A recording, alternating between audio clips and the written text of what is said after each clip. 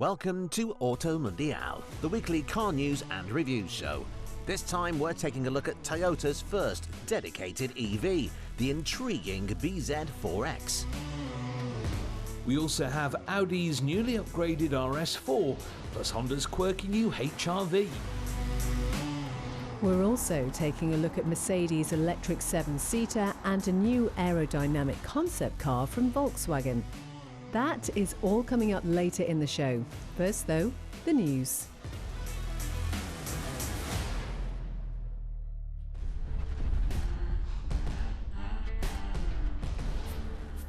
Ford has announced that the Bronco will be coming to Europe next year. The off-road focused 4x4 has been a huge success in North America, but it will only be brought to select European countries in limited numbers. Those countries have not yet been announced, but Ford has confirmed that there'll be no right-hand drive versions built for the UK.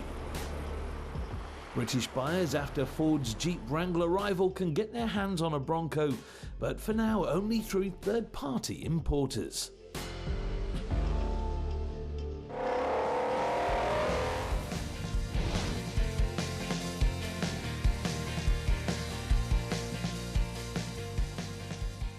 "2022 has not been a good year for affordable saloon cars.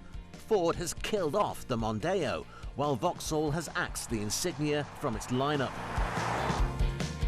Both manufacturers have blamed the rise in popularity of crossovers and SUVs, but it seems electric saloons are at least in part booking that trend.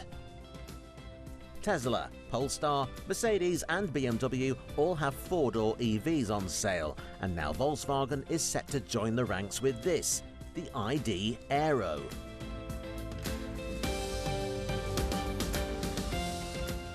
Still a concept car for now, the Aero is an evolution of the ID Vision design study we saw at Geneva back in 2018.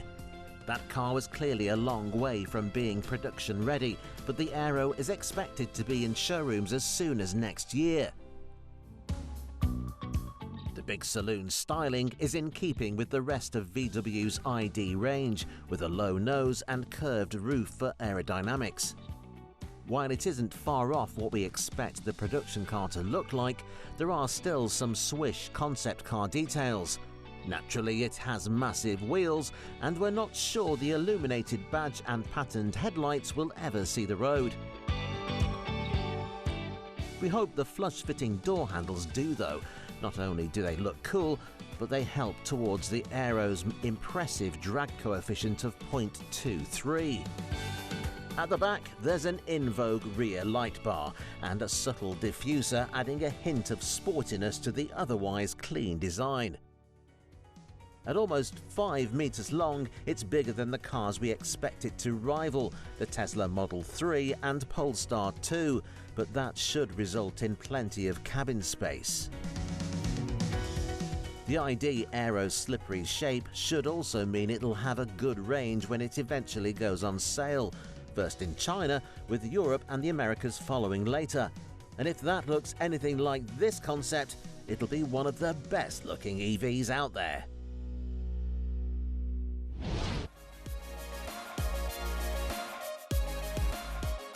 Honda was late to the small crossover party when finally, in 2016, it resurrected the old HR-V name. Based on the same platform as the Jazz Super Mini, it was a decent if forgettable car that often missed out against its countless rivals thanks to its bland styling and relatively high price tag. Now though, there's a new one, and from first glance it's clear to see that any dull design of the old car has been ditched. Instead, the new HR-V looks slick and contemporary, with a flush new grille and smooth lines throughout. In this fiercely competitive corner of the market, it is good to stand out, but while the exterior looks bang on, the cabin is slightly less stylish. It has everything you'd expect though, and passenger comfort has been improved over the old car with more legroom, making this one of the most spacious cars in the class.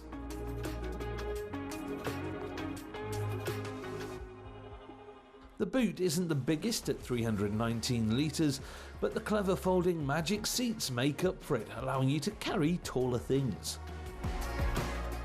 The most intriguing part of the new HR-V though is the hybrid powertrain.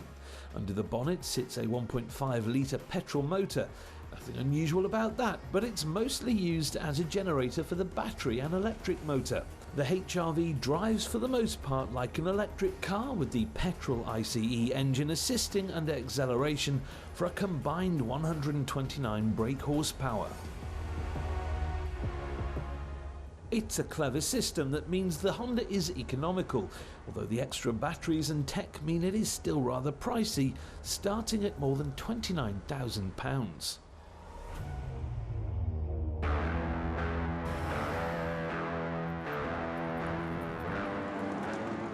And at that money, there are plenty of other options to choose from, not least this, the Nissan Juke.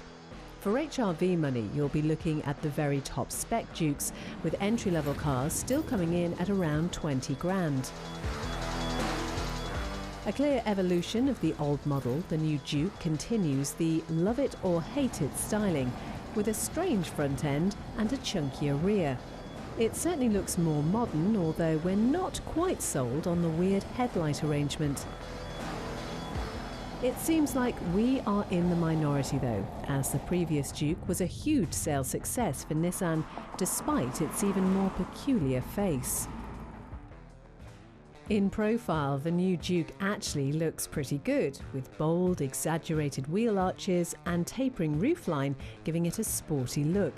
It's wider and longer than the old car, with 105mm being added to the wheelbase.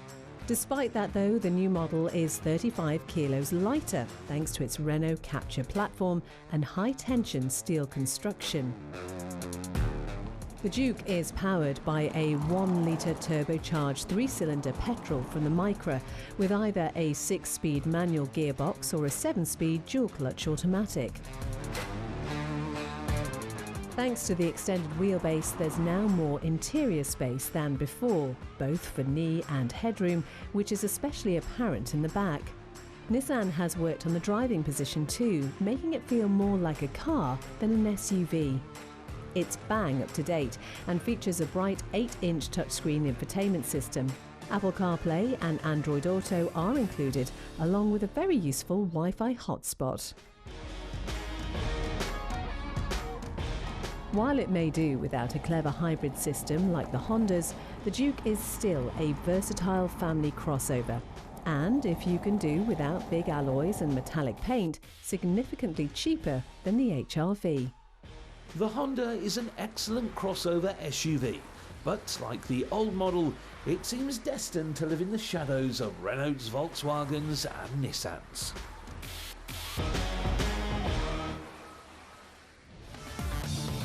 After the break, Audi's improved RS4 and Toyota's long-awaited EV.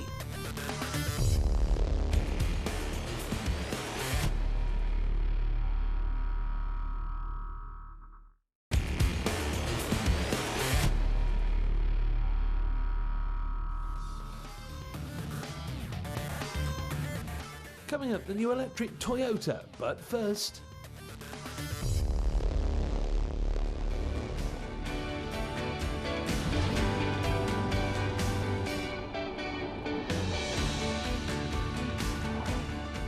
The Mercedes GLB is one of our favourite small SUVs.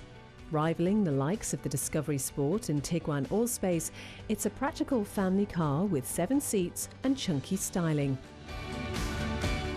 As funky as it is though, it is not quite as spacious as the Land Rover, nor as affordable as the Volkswagen. Now though, Mercedes has created a new version that takes it into a whole new market.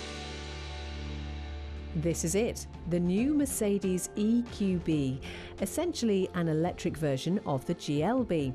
It still looks fantastic, even better than the combustion-powered car, with a new aerodynamic front end, gorgeous alloy wheels, and a full-width LED rear light. Inside, the interior has been pretty much copy and pasted from the GLB, and that is no bad thing.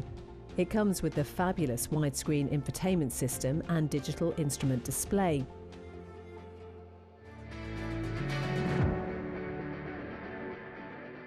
Sure, there are other electric 7-seaters, but they're all either van-based, like the eye-catching Nissan ENV200, or expensive models from Tesla.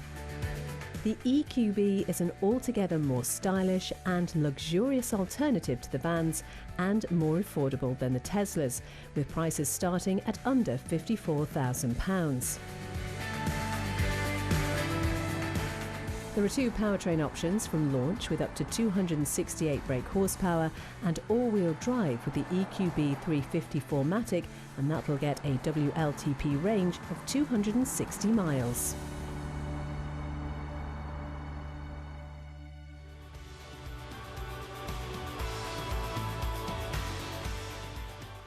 But the Merc isn't the only posh new EV SUV to hit the market this year.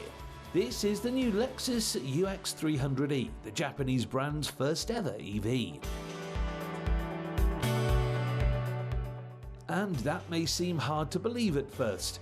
After all, Lexus has become famous for its hybrids, having sold almost 2 million of them around the world. So after having something of a head start in the electrification game, how has Lexus got on with its first full EV? Well, it may not be quite as stylish as the Merc, but it looks modern with lots of sharp creases and interesting angles.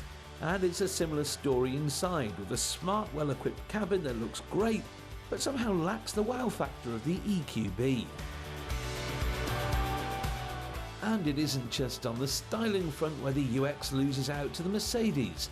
Its range is just under 200 miles, and its 7.5 second 0 to 62 time will hardly get your pulse racing.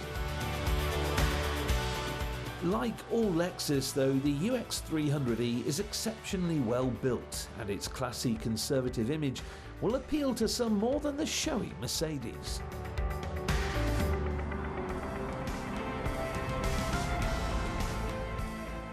There are, of course, a number of other electric SUVs coming to market this year, including the BMW iX3 and the Audi Q4 e-tron. But neither of these has the third row of seats you get in the Mercedes. The EQB then is not only one of the coolest electric SUVs out there, but also one of the most practical.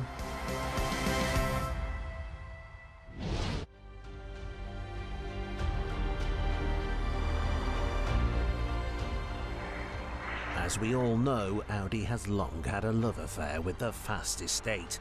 Since the first version in the 90s, there have been numerous fast load luggers, both big and small, with the RS6 and RS4 respectively. But while these were always available as saloon cars as well, they're both now estate only. And that's absolutely fine by us. To our eye, the AVANT models, as they're known, have always looked better than the saloons, and the extra practicality is a welcome bonus. After all, luggage space is almost as important as your 0 to 60 time. The current car, RS4, looks angrier than ever, with sharp headlights and angular bumper design and 3 fake vents above the grille, in line with the A1 and R8, and inspired by the original Ur Quattro of the 1980s.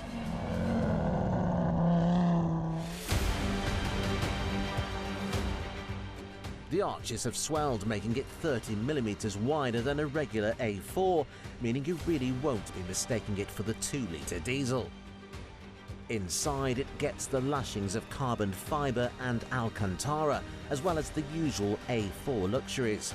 The build quality is second to none, and all the controls are easy to use and reach. The huge virtual cockpit display behind the steering wheel also gets an upgrade over the standard A4, with new RS-specific features displaying important stats like tyre pressure, G-forces, lap times and temperatures.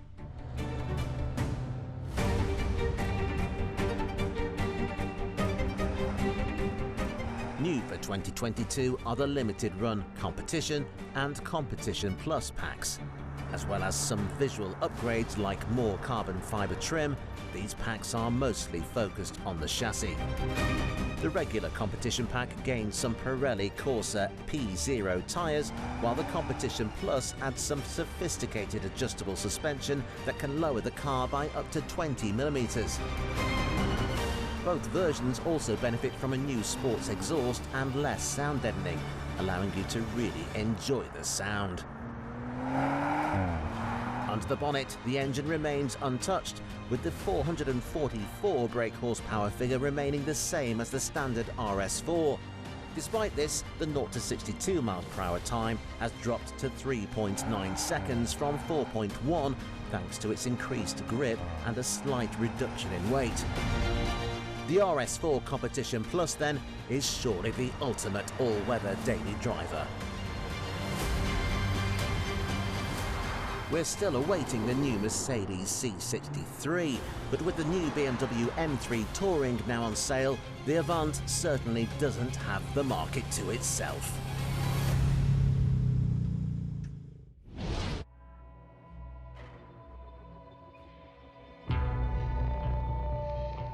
While many car makers stick to a series of numbers and letters for their model names, Toyota is a brand that usually opts for a proper name. Supra, Prius, Land Cruiser, you get the idea. And now the world's biggest car manufacturer has released its first EV, a momentous car then, but we start off with a criticism.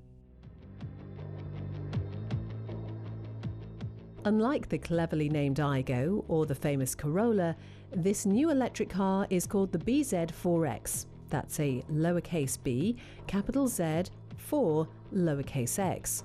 What a mouthful. According to Toyota, the first part of the name stands for Beyond Zero, a reference to the Japanese brand's push towards carbon neutrality, which will continue with various new electric models. For now, though, all eyes are on the BZ4X. So what exactly is it? Well, essentially it's an electric alternative to the RAV4, rivaling the likes of the Skoda Enyaq and Volkswagen ID4, and newcomers like the Renault Megane E-Tech and Nissan Ariya. To reinforce its SUV credentials, it has some big scratch-resistant plastic wheel arches and decent ground clearance.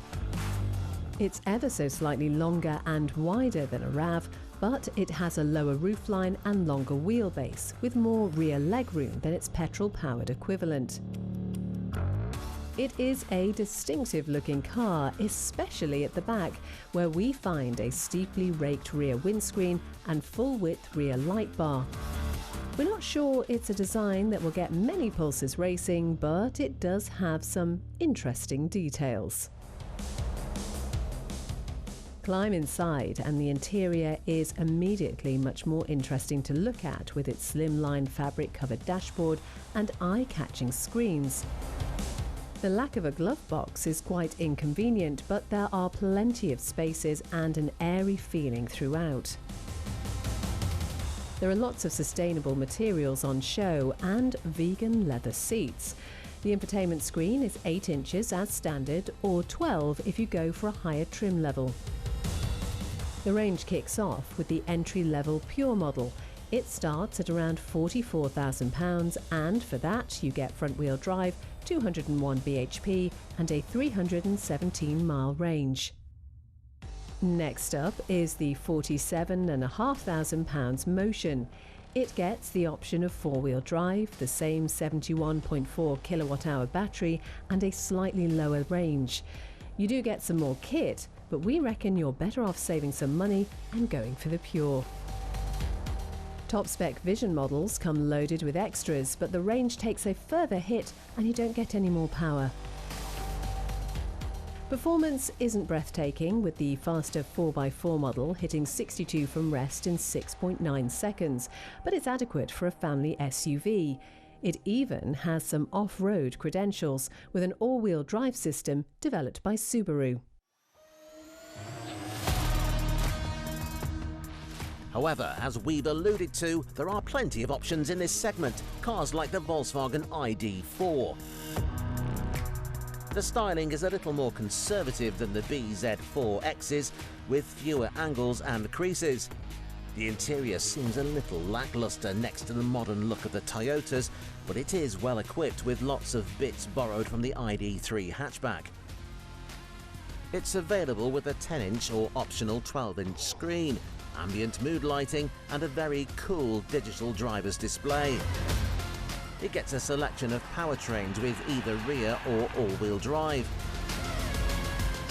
If you spec it correctly, you'll see 320 miles of range with prices starting at a reasonable £37,000 for the basic Life model. The Toyota BZ4X isn't cheap then, nor is it especially good looking, and it has a postcode for a name. What it is though is the world's biggest car maker's first EV of many, and one worthy of our attention.